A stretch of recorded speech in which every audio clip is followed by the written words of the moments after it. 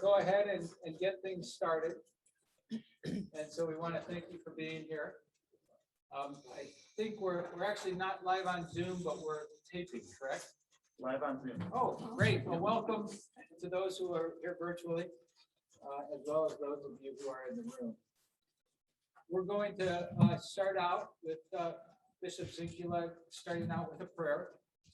And then I'll go ahead and introduce the panelists that will be talking and really kicking off the dialogue today. We'll then, Bishop Zinkula will then come back up and really give the context from the church's perspective of the importance of this very topic of sustainability and the environment. And then we'll have the panelists come up and say a few words, give their perspective on, from Sister Jen. Well, I'll go through the panelists here in, momentarily. And then what we really want, and what's really important, is this to be an open and dialogue. To have questions, comments, and have it very informal. So with that, Bishop Zinkula, for our opening prayer.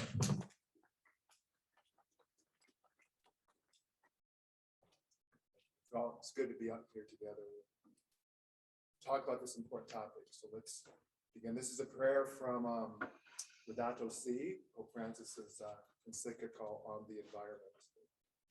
So the words of Pope Francis. All-powerful God, you are present in the whole universe and in the smallest of your creatures. You embrace with your tenderness all that exists. Pour out upon us the power of your love, that we may protect life and beauty. Fill us with peace, that we may live as brothers and sisters, harming no one. O God of the poor, help us to rescue the abandoned and forgotten of this earth, so precious in your eyes.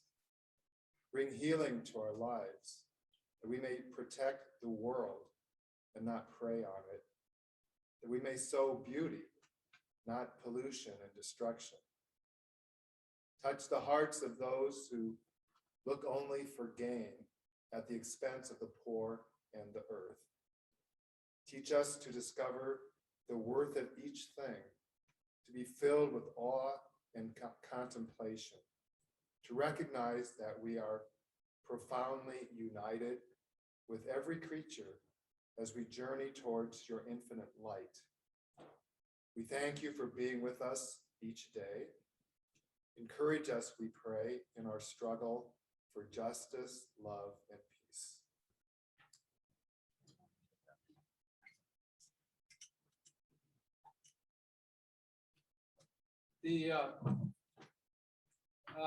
First of all, I'm Bob Rafferty. I'm the executive director for a relatively new organization, Iowa Business for Clean Energy. And so we really have two missions. One is to help raise businesses' awareness of how really working towards a low carbon footprint is becoming more and more important for the competitiveness of businesses, small and large. And the second thing we also do is help educate businesses about our energy grid, how it's managed, how it's governed, and how, and really helping spark a dialogue of how that needs to change so that we can ensure we have the most efficient, cleanest energy grid at a price that allows businesses to continue to be competitive. And so this event is really, really exciting because it really brings two key aspects together. In the past, while there's been a moral or an internal drive by business leaders to want to do good things for the environment to preserve our earth, there's a reality of you got to make sure there's a return, otherwise you can only make incremental change. There's just a reality of dollars having to be available. Well, the the really exciting thing about today and this emerging world is that more and more there is a business case for sustainability, for lowering the carbon footprint. And in fact, for many businesses, it's becoming critical that they lower their carbon footprint to ensure they attract the customers, attract the employees, and more investors are demanding it. And so this conversation is really unique in that we're having both the moral reason of why it's important to focus on it, but we also have the message that while there's a perception that it's not always a good business case, the opposite is actually increasingly so. It is a good business case. So hopefully we help kind of get business leaders thinking, you know what, I need to allocate a little more of my time, a little more of our time, and precious time resources and financial resources to focusing on lowering our carbon footprint, on increasing our sustainability. And you know what, it'll actually make our business more competitive in the future. With that, I'm actually going to, rather than introduce our three panelists right now, I'm actually going to go ahead and have Bishop Zinkula. Well, actually, I'm going to introduce our panelists. I'm sorry, I keep changing our, but I'll explain I'm going to have Bishop Zinkula come up in just a moment to really help kick things off. We'll then have Sister Jan, why do I keep tripping? It's such an easy name. Cebula. She's from Clinton and the Order of St. Francis, who will kind of help go into a little more depth about really the moral in the church's teaching on that, and why it's important to be great stewards of our environment. We'll have Delia Meier, who's the Executive Vice President of the Iowa 80 Group and the Iowa 80 Truckstop, talk about, from a business perspective, why they've taken the steps they've taken to help increase their sustainability efforts. And then Kaveh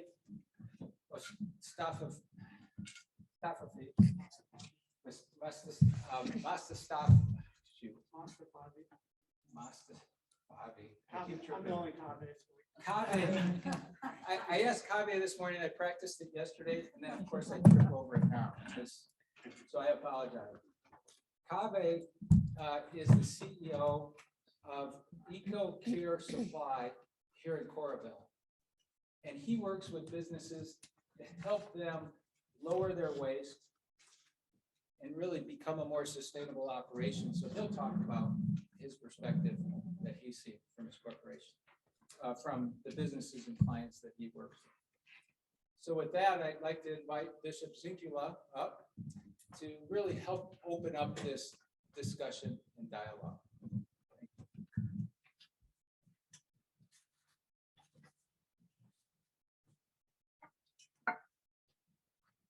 So there are many people that I could and should thank for helping put together this event.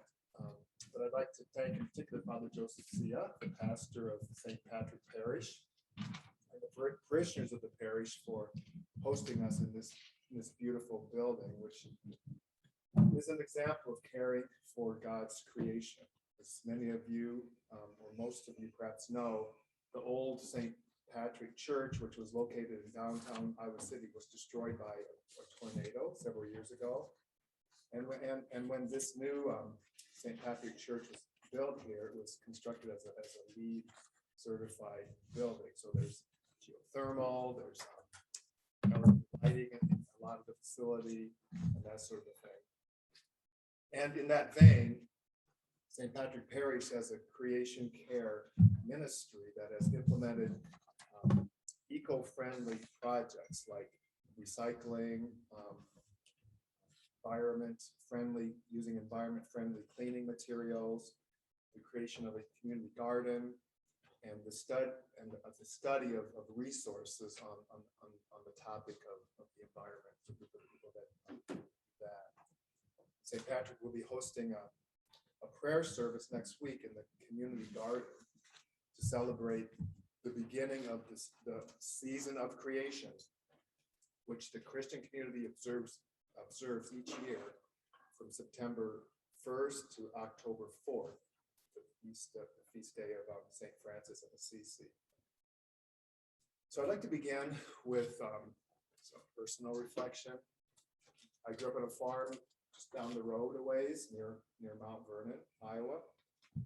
My dad and uncle farmed together, and they viewed themselves. It's clear to me, I didn't use this language, but as growing up, it's clear to me that they viewed themselves as caretakers or stewards of the land, more so than owners of it. So in recognition of their efforts, they received the Iowa Soil Conservation Award one year. So they were ahead of their time in regards to things like contour planting, constructing waterways and dams to save the soil, and eventually minimum till and then eventually no-till planting. They instinctively and intuitively operated as participants in a larger plan. This is a quote from Rainer Maria Rilke. In spite of all the farmer's work and worry, he cannot reach to where the seed is slowly transmuted into summer. The earth bestows. So there's a similar sentiment in the Bible. For example, in the book of Psalms, we read in Psalm 24 that the earth is the Lord's and all it holds, the world and those who dwell in it. So in other words, everything we see, everything we use, everything we think we own actually belongs to God. We are simply borrowers of it, stewards, caretakers, guardians. The Bible says that we are mere tenants. But what is the rent? What is the cost we pay as tenants? We basically are to pay it forward. God wants us to enjoy and live comfortably on his abundant earth, but he also has an expectation that we pay it forward to the next generation.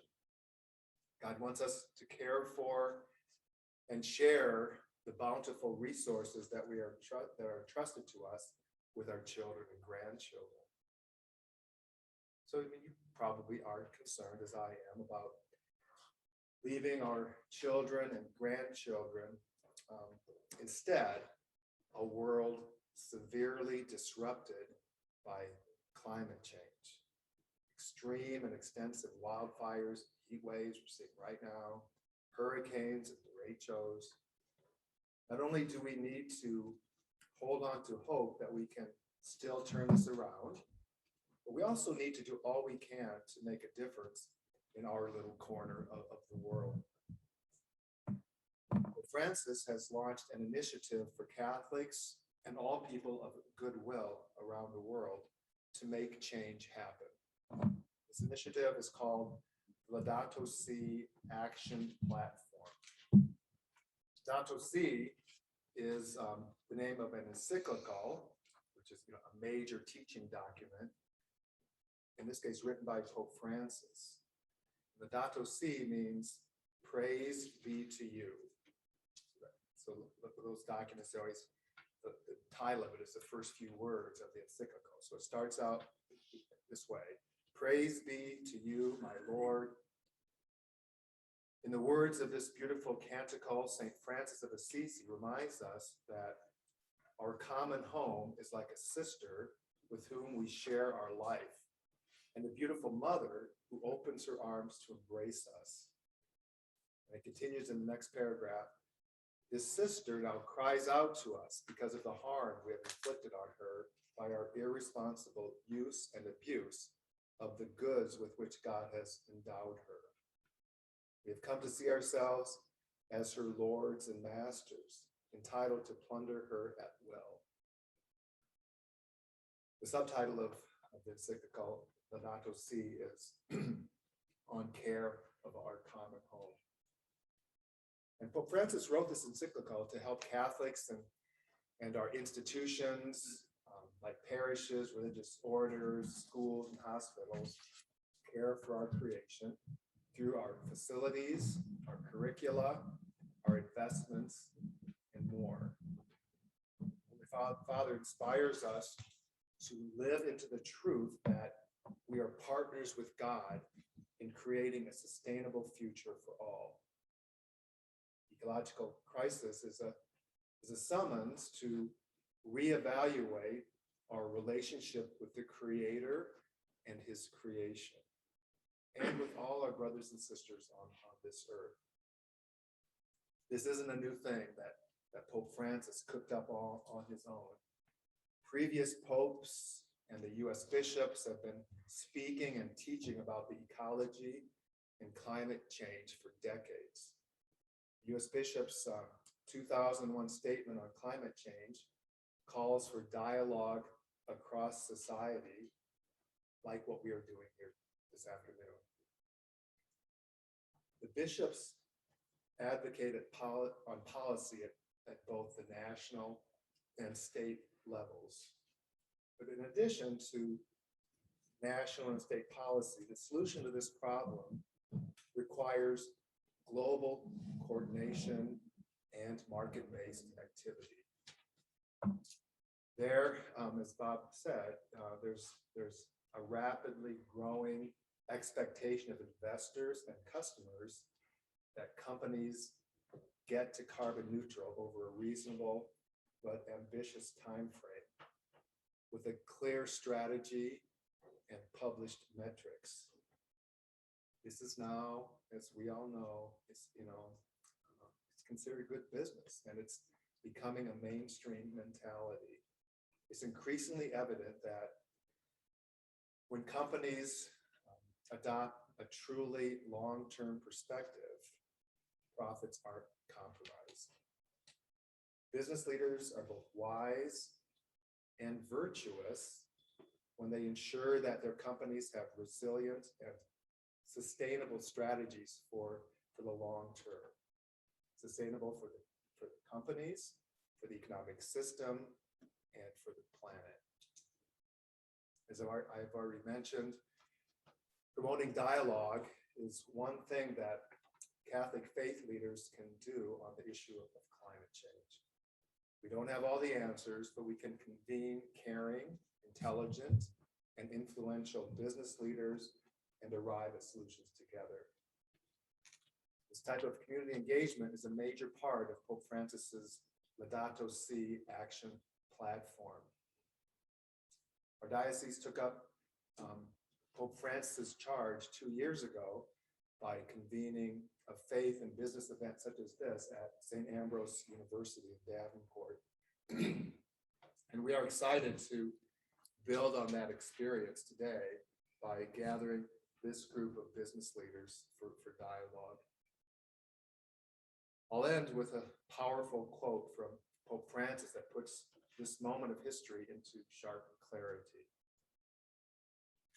The world is shaken by the crisis caused by the COVID-19 pandemic, which highlights another global challenge, the socio-environmental crisis. And this requires us, all of us, to face a choice between what matters and what doesn't. The choice between continuing to ignore the suffering of the poorest and to abuse our common home, our planet, or engaging at every level to transform the way we act.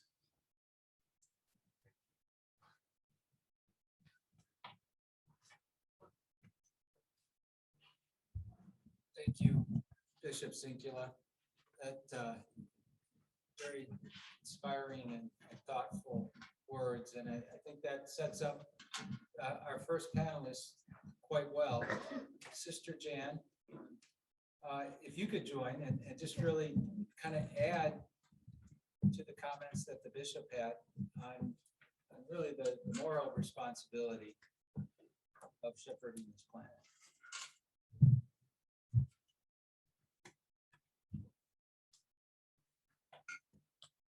Thank you for the invitation from the Diocese, Bishop Zinkula, and for from the Iowa Business of Clean Energy. So I appreciate your gathering this group today. Now, I prepared all this before I read that prayer. I've read it before, but read the prayer. And of course, Bishop Zinkula just covered up things, and you'll cover some more. So I was asked to shape my remarks using the See, Judge, and Act framework, and in 4 minutes. So let's give it a whirl. I'm taking it at a different level in some ways, but you've heard it reflected in the words of Pope Francis in Laudato Si. First, the part C. I'd like to name a few things that I think we need to see. We need to see the beauty of creation. To just go out and be in it and open ourselves to the awe, the mystery, and realize, of course, that it is a manifestation of God, God's outpouring of love in creation. And it's, as the bishop said, a gift, a gift.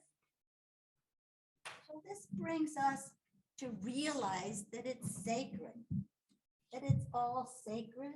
Everything is sacred. And creation is not for the benefit of humans only.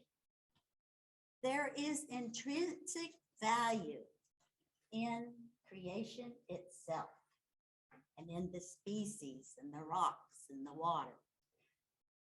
The second thing we need to see is the interconnectedness of everything, the interrelatedness of it.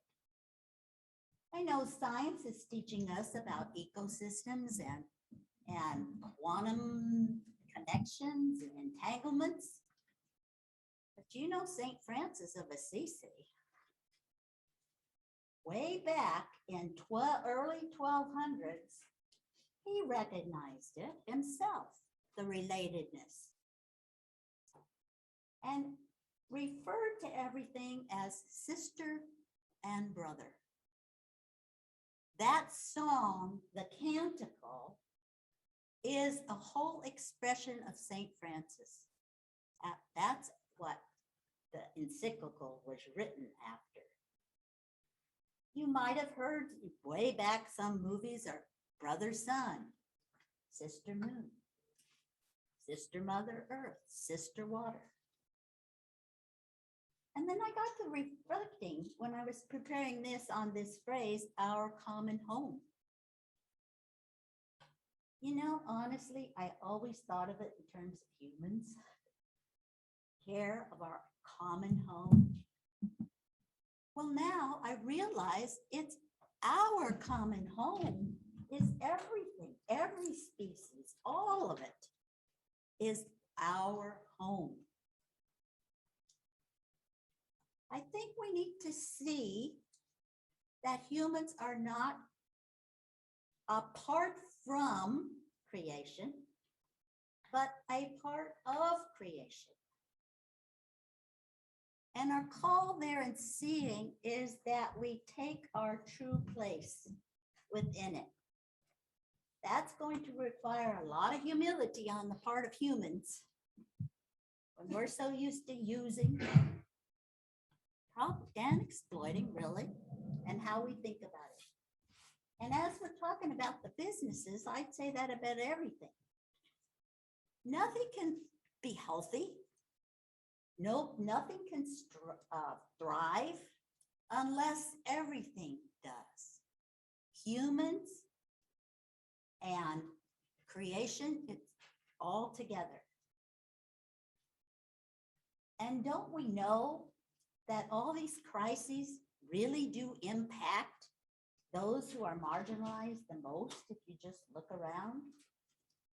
So this is the term you'll see in the encyclical.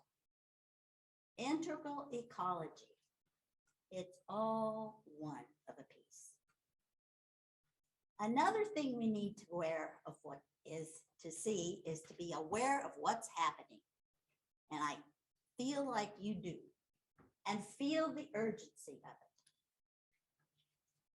We've seen dramatic things, wildfires, those were mentioned by the bishop, all those things. And there are things that are not so apparent to the eye. The destruction of the biodiversity.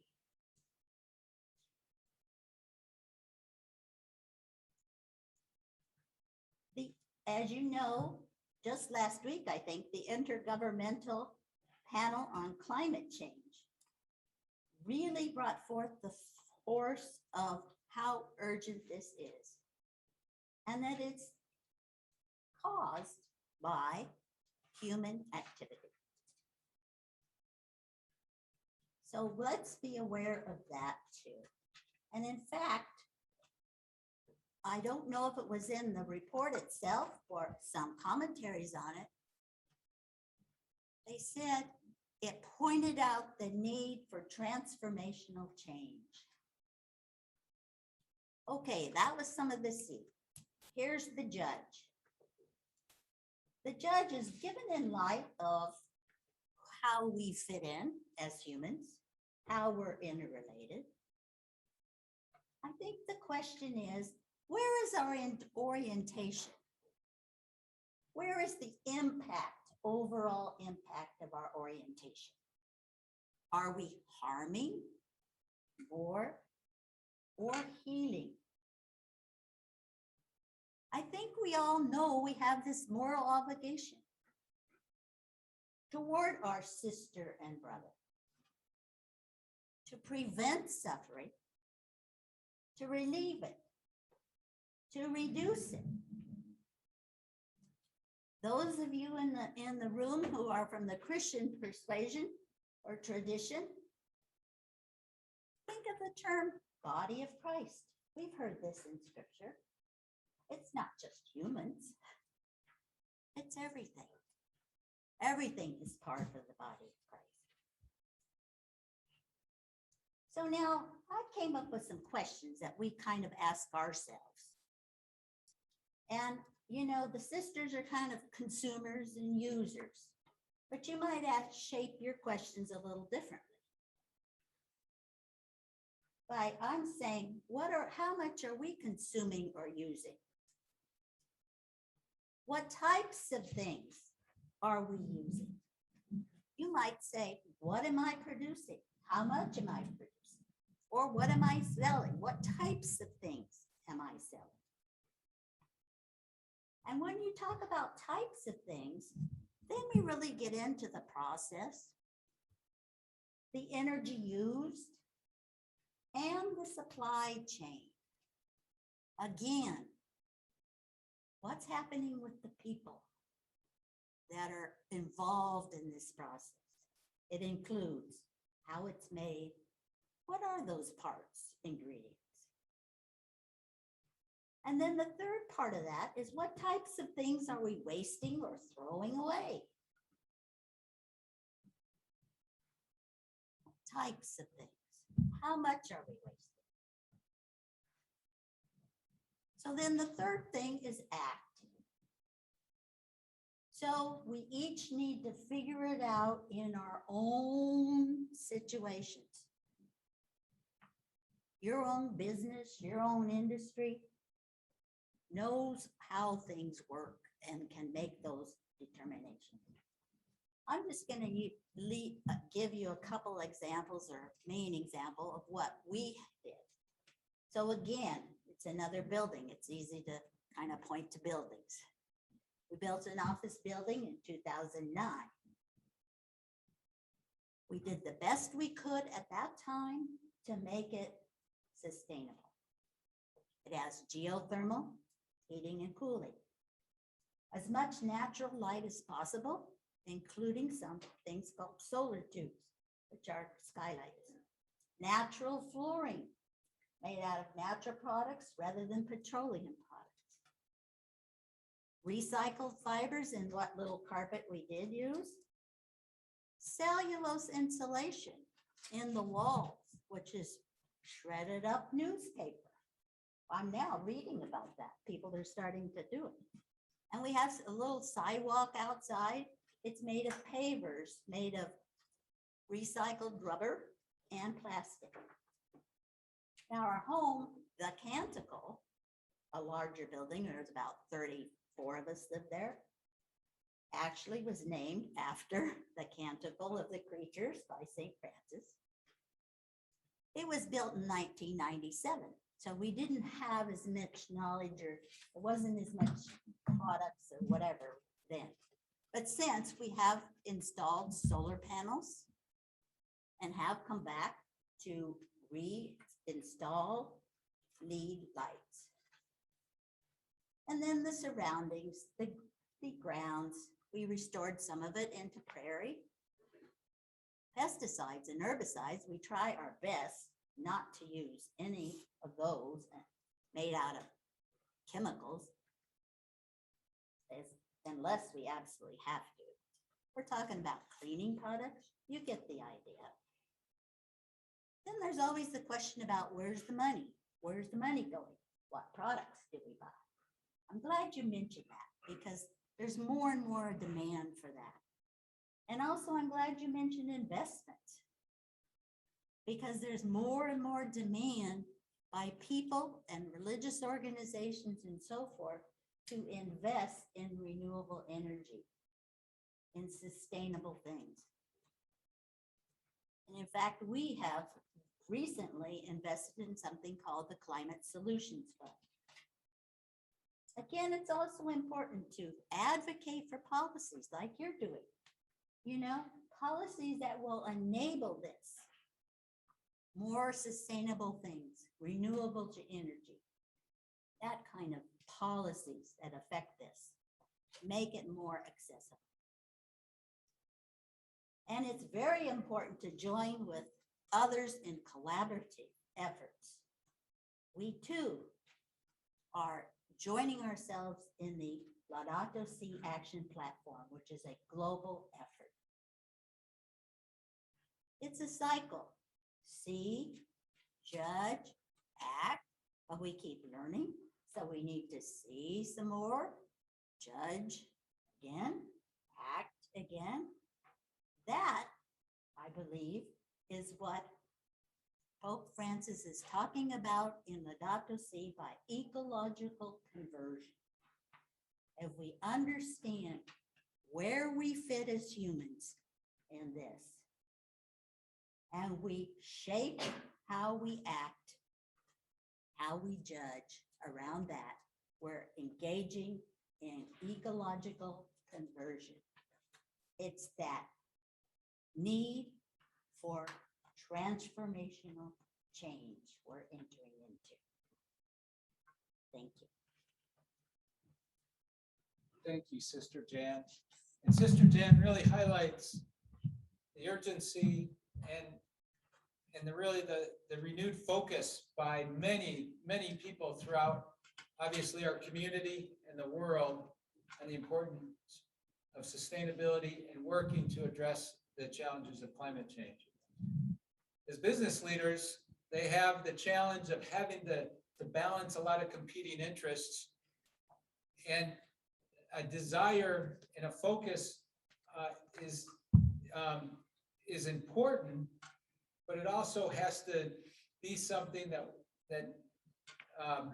if they're going to invest in something, they have to make sure they can keep the business operating, right? One of the great things, as we talked about today, it actually is, there's tremendous reasons to keep, to work on these issues, and it helps a business be more competitive. So with that, it's a good segue to introduce Delia Meier with the I-80 Truckstop. And they can talk about the initiatives that they've been doing and really contrast that to the past. where maybe that would have been more challenging and not as strong of a business case. But with that, let me introduce Delia Meier. Well, thank you for asking me to speak today. And someday I'm going to get you back for following after sister and father. That's really not fair. But I appreciated your comments. And let me take a minute just to tell you about how I got here. I'm a second generation truck stop operator. The truck stop was started by my parents in 1964. They moved there and took it over in 65. I was just a baby. So when I say I've spent my whole life at the truck stop, I have spent my whole life at the truck stop. There's not anything in the truck stop today that I didn't pick out, that I didn't buy and put there for our employees and our customers. When I walk around, that's all I see. It's, oh, I love that light, I picked that out. Oh, I love that color, I picked that out. And, you know, it's just really fun. I love the business. I love our customers. I love our employees. I love being able to provide opportunity for them and a purpose to get up every day and get out. And that's what I do. It's the best part about my job. We're based in Walcott, Iowa, and operate the world's largest truck stop. Hopefully you've all been in there, and if you haven't, I invite you. We're open 24 hours, every single minute, every single day since 1964. We've been waiting for you. What are you waiting for? We do have 3 other large truck stops, 2 in Missouri and 1 in North Carolina, and we employ over 900 people. And we serve about 10,000 people a day. For at least 25 or 30 years, maybe longer, all of our gas has had an ethanol blend. That's a corn-based product. And about 15 years ago, we started selling biodiesel, which is a soybean or a corn-based product as well. And I'll talk about that in a few minutes, but you know, that's just been one of our staples. I wanted to share a story about when I first really realized a mind-changing conversation. And it was maybe Thanksgiving or Easter, and I was at a family, you know, dinner, and it was after dinner, and of course all the aunts and grandmas, they're in the kitchen doing dishes and who knows what, gabbing. And my cousins and I were still at the table, and the 20-somethings were in the TV room, and they were talking, and I walked through there, and they were all, you know, oh, I bought this car, it's gonna get 27 miles to the gallon. Well, my truck gets 23. And anyway, they were talking about mileage, and I kind of rolled my eyes and thought, how boring. You know, at our table it was, this car will go 120, or, you know, this is a Chevy big block, or, you know, whatever it was. That was the conversation I was used to. And, but really, as I thought about it over the next, you know, months, is that that conversation was saying, here's what's interesting and important to 20-year-olds. And they're my customer, and they're my future customers. And if that's different than 40-year-olds and the people that I know, then that's a change. And as I started to really feel that conversation and realize it was true, it really changed a lot of our selections and a focus on our future plans. And, you know, I felt like people of that generation, they're going to support businesses that support that attitude. And I think we're seeing that today. So anyway, I think that was a legitimate strategy, and that was a change for us just on a conversation. You know, since that time, we've probably funded 30 different expansion projects or completely new or remodels. And every choice we make, we try and, you know, incorporate new lighting, new flooring, new things that are sustainable and will reduce our energy consumption in any way. And so even when you think about what's the most iconic portion of Iowa 80, you're going to say it's that arch. There's a 40-foot arch with these giant neon Iowa 80 on it. When you drive by, you could see it from space, we heard. You know, we changed that from neon to an LED lighting quite a while ago. That cost about $250,000. But the energy consumption for these LED lights compared to neon, which is really excellent choice for the electric company, but not a great choice for the person paying the bill. So, we changed all of our parking lot lights to LED. And another advantage to changing that, and we've been doing it over the last few years, is that our Musco lights are like you see at a ball game, and they light everything. And so when people said you could see it from space, that was part of the problem. But these new LED lights face down. And so there's not a lot of light pollution. It's getting the light down on the ground where people are, where we need it. So again, there's, lots of different, everything we can think of. All of our lights are on electronic eyes or timers. So they come on when it's dark. If we get a storm like yesterday morning where, 2 or 3 minutes later, it's dark and raining, our lights all come on. And then when it's light again, 30 minutes later, they all go off again. And so it's seamless to the customer, and nobody for us has to remember to go over, oh gosh, I better go turn on the lights. And we don't have them on all the time. And so it's very interesting what is a possibility to do, and it's not cheap, of course, but it's effective for us. I wanted to talk, and something cool is we do oil changes and on trucks, and so there's a lot of waste oil. Our headquarters building, which is there, we're actually use that waste oil to run the burners. So we have virtually free heat and air conditioning on our headquarters building. So that's kind of neat.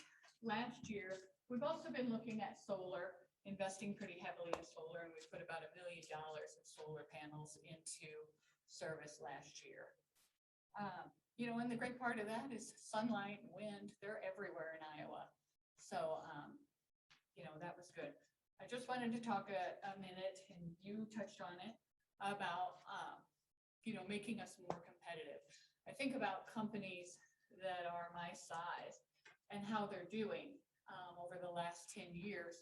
And generally, I think Iowa 80 is doing better than a lot of my peers that had truck stops, that were virtually the same as me 10 years ago.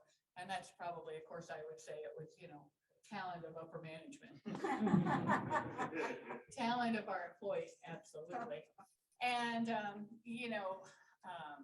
some of these investments that we have made to be more, cost efficient. And, when I talk about ethanol and biodiesel, because of the tax credits, that lets us do a lower cost to the consumer. So it really lowers your cost of a gallon of gasoline if it's a high ethanol blend. And because of the tax credits on biodiesel, it does lower the cost of diesel fuel, and it helps me be more competitive with other states with a lower tax rate. So, there is a business case for investing in energy savings, and those are some of the things that we have done. And please come to Iowa 80 anytime. We're waiting. Thank you, Delia. Delia and her efforts, the Truckstop's efforts to move and implement and install fast EV chargers at the site is actually the genesis of Iowa Business for Clean Energy.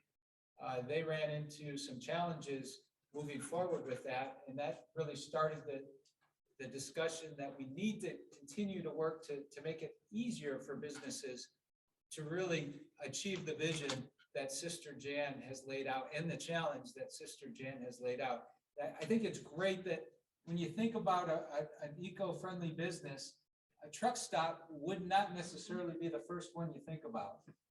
But if a truck stop can take the steps to put in solar, to have the EV chargers, to put in and focus and think about, hey, how can we do our lighting differently than any business can? And who better to speak on that than Kaveh, Mostafavi,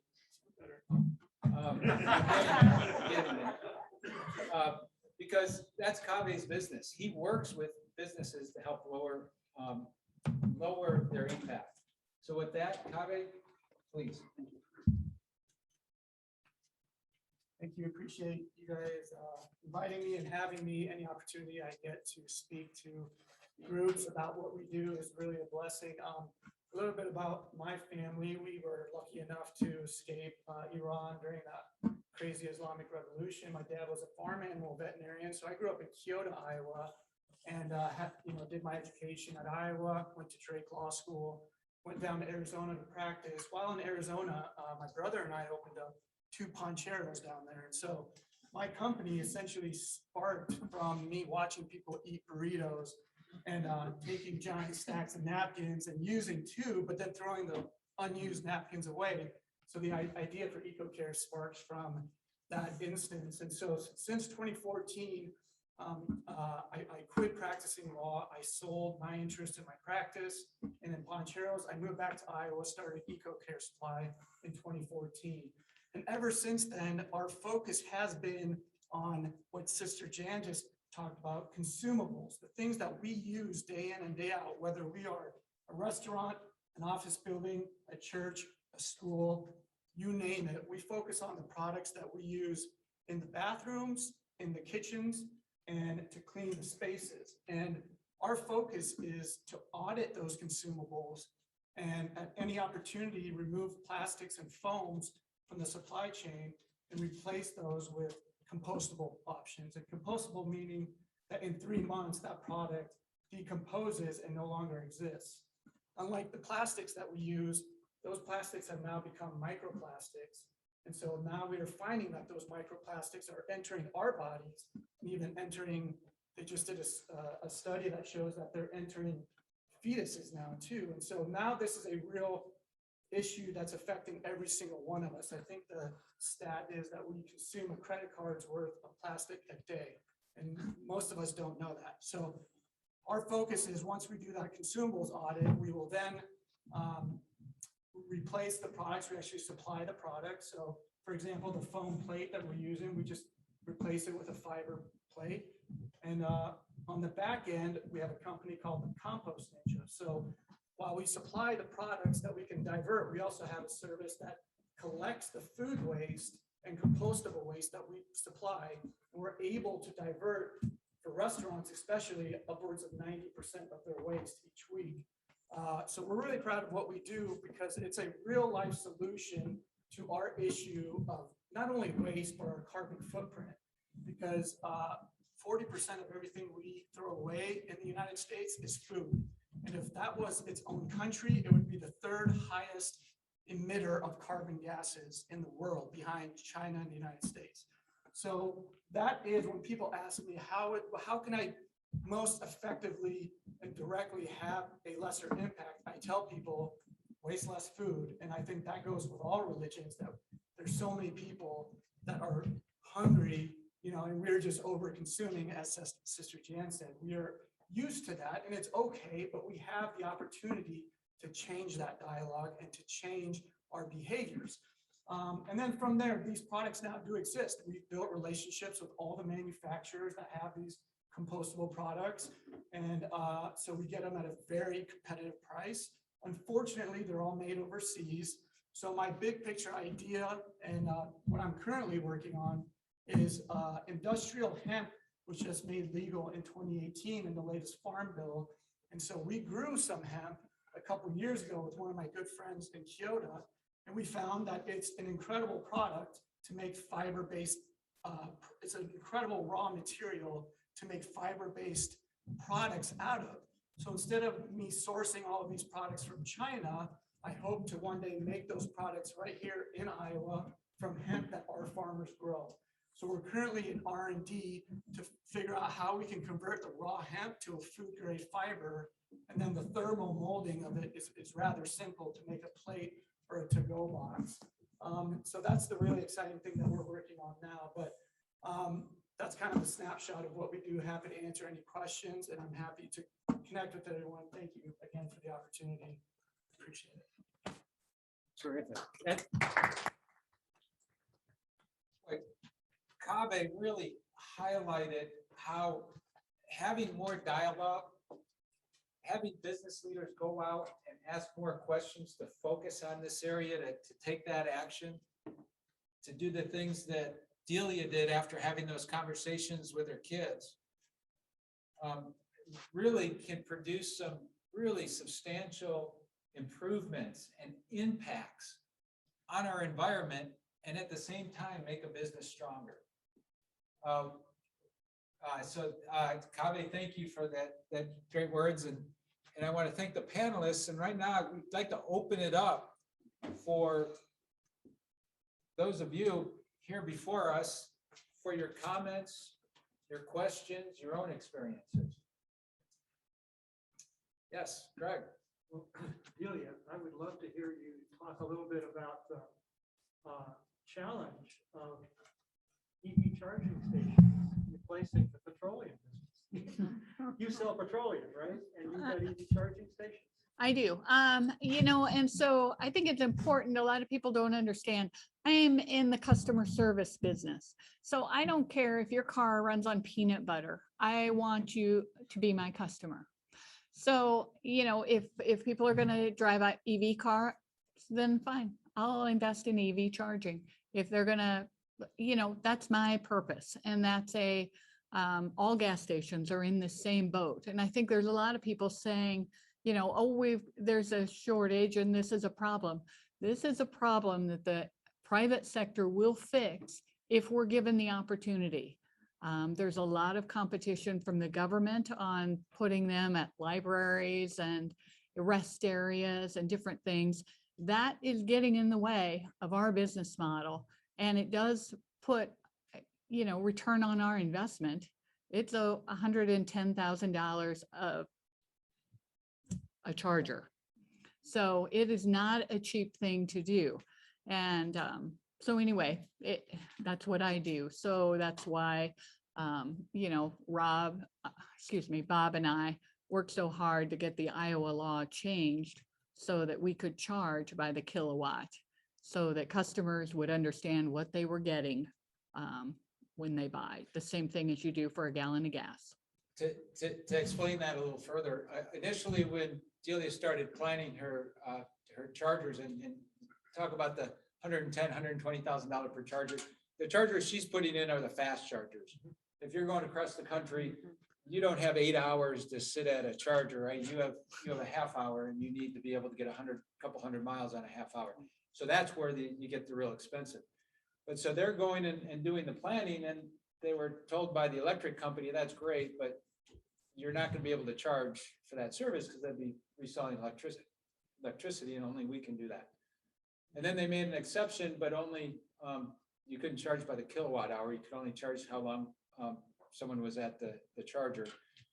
And for Delia, who sells a lot of fuel, the idea of someone getting charged by how long they're at the pump just didn't seem to work, because she wanted people to stay as long as they wanted to and buy more hamburgers. So she didn't want to hurry them out the door. But seriously, on a more serious note, it was hard for us to envision. So it actually took a 3-year battle to finally get any business across the state to be able to put in a charger and charge by the kilowatt hour. So a person buying that service understands what they're getting. But that's an example. We do need, it needs to be sort of all hands on deck. We need business leaders really focused on those and pursuing options, like whether it's we need more chargers or let's change these lights out and you'll have a payback. Some of the simple steps as well as some of the more expensive steps, but also at times we need to change our laws so that it makes it easier for businesses to do the steps that Jan pointed out is so important for us to take, and that Kaveh is trying to help businesses do.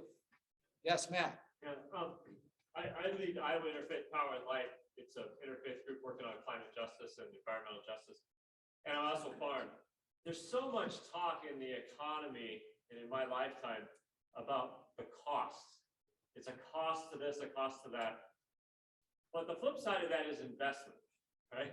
So if we frame things as an investment, it's not, it costs us something. How can we drive down the cost? An investment mentality is I'm putting something into it because I expect something out the other side. So can you guys talk a little bit more about that shift in your own mindset, that you're investing in something and you're getting a return for it? And then how would that play out for consumers and farmers? And so just that idea of the future that we need is something we invest in It's not just a cost, it's an investment that gives us a return. Yeah. That's a great question. And, that's really the purpose behind what I'm trying to do. It's really just unfortunate that most of these products that we're consuming on a daily basis are all made overseas. So most of the cost to get that is in shipping it over instead of the cost of, half a penny it costs to make. So the opportunity that we have, especially with industrial hemp for our farmers, is that there's no additional infrastructure that needs to be implemented to grow it and mow it and bale it. And then really the missing link is the science behind how we make it a food grade fiber. So the investment there is essentially, figuring the R&D out. The machines, I already know how much they cost because I just contacted the factory making our to-go boxes now. And I said, how much are your machines? And they told me they're in China. So really that then opens up a whole new revenue stream for our farmers that are just doing corn and soy. Now there's a market for this hemp, and well, not quite yet. I'm still trying to build it, and as are a number of people. But for Iowans, it's an incredible opportunity because we have found that hemp grew like wildfire. We just planted on 2 acres, and we had so much raw material we didn't know what to do with it. So the opportunity definitely is there, but it's a few $1 million to build the infrastructure just to get one product out of it. But the opportunity is really endless because there's thousands of products that are being shipped from overseas.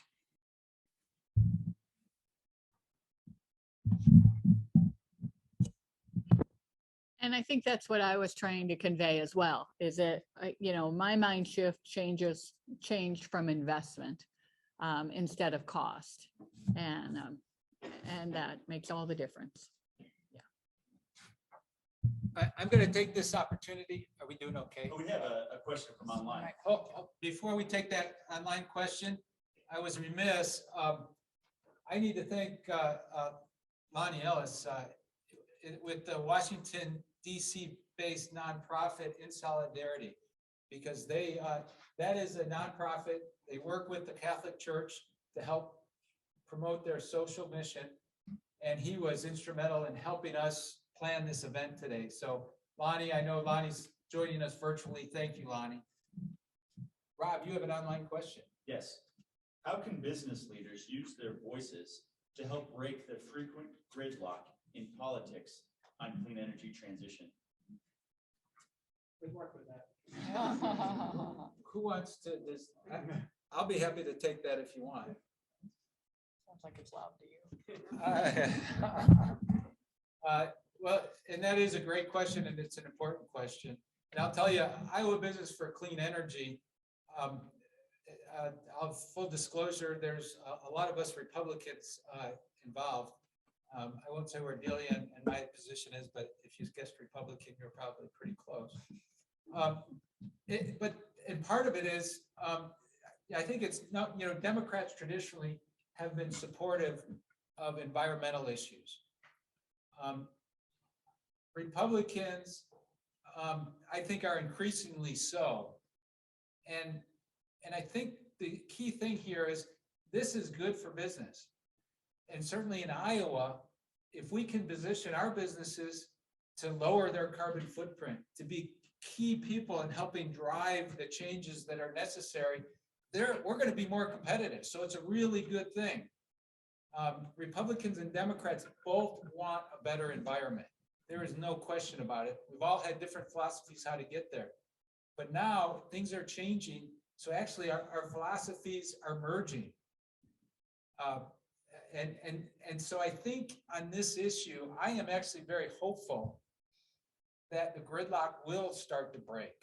I think it needs to break at the local level first.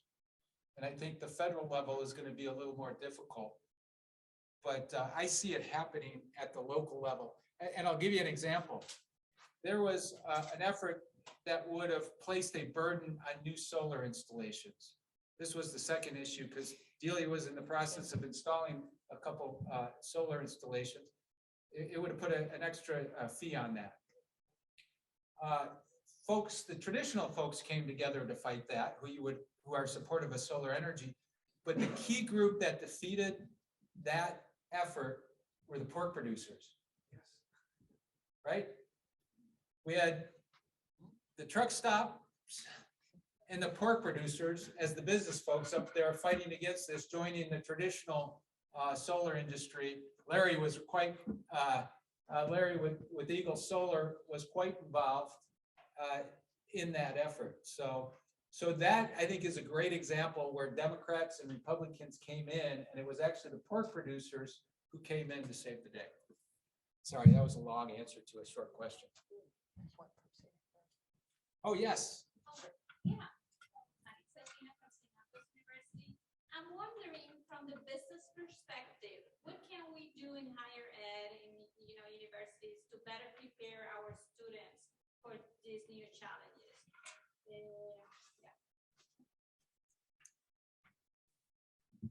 Yeah, I do. My main message is making it easier, the choices easier, and the information quicker to figure out. And laws should be easier to comply with. So, not many people have the appetite for the fights that I've been in over our solar and over the EV chargers. Everybody else walked away from this issue, including Hy-Vee, including it's true. They walked away from it, and I'm the only one that stood up and fought that. And it was expensive, and it took 3 years. And I think that's what a lot of people don't understand, is that every law makes it harder to change it. And, you need to think about things change, the world changes, and flexibility and new information all needs to be part of the decision. And I think politically right now, people, they don't want new information. They don't want to change their mind. They don't want to be seen as a flip-flopper, whatever you want to say. But you know what? Old ideas don't always work anymore. There's new information. And I found that to be our biggest stumbling point, is new information.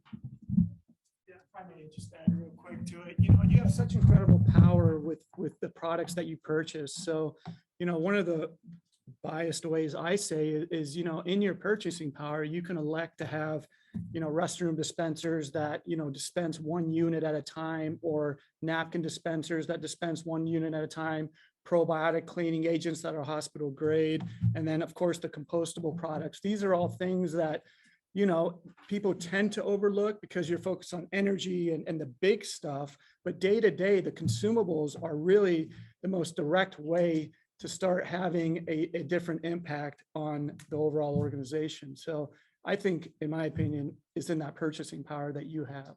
Well, I'm thinking about as we develop skills in our students that they're going to use, during their professional life, how can we better equip them to enter this new reality, at the Got it. professional career? I'm going to repeat the question in case it didn't come across. How can we best equip the students to be ready for this new paradigm? Because what we see is that the old business mindset it's all profits. Let's just focus on the financials and that's it. And the environmentalists will be outside your door, and that's for social sciences or other disciplines.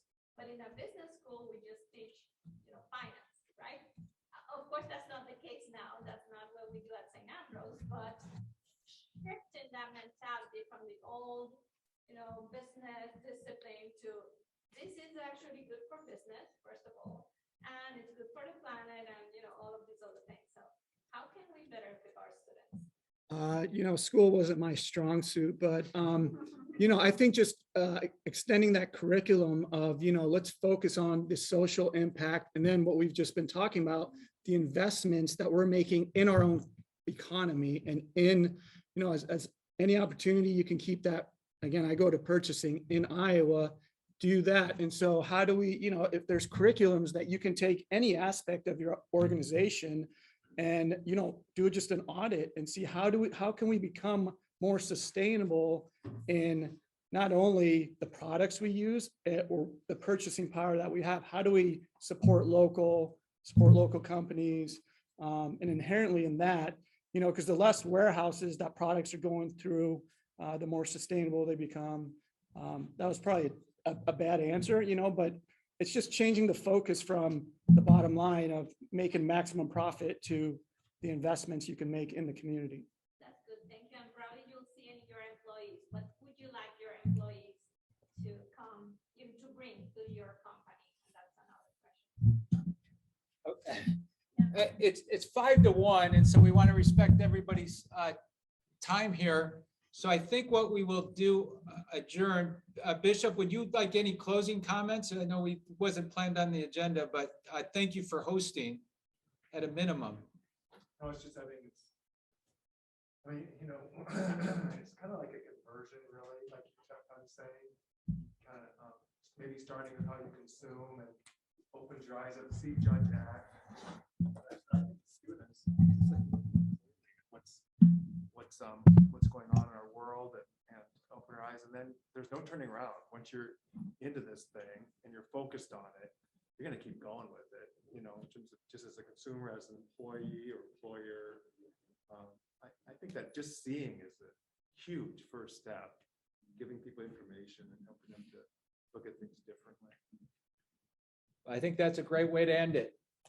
Thank you for joining us. Feel free to certainly stick around, and if you need to take any sandwiches home for dinner, feel free.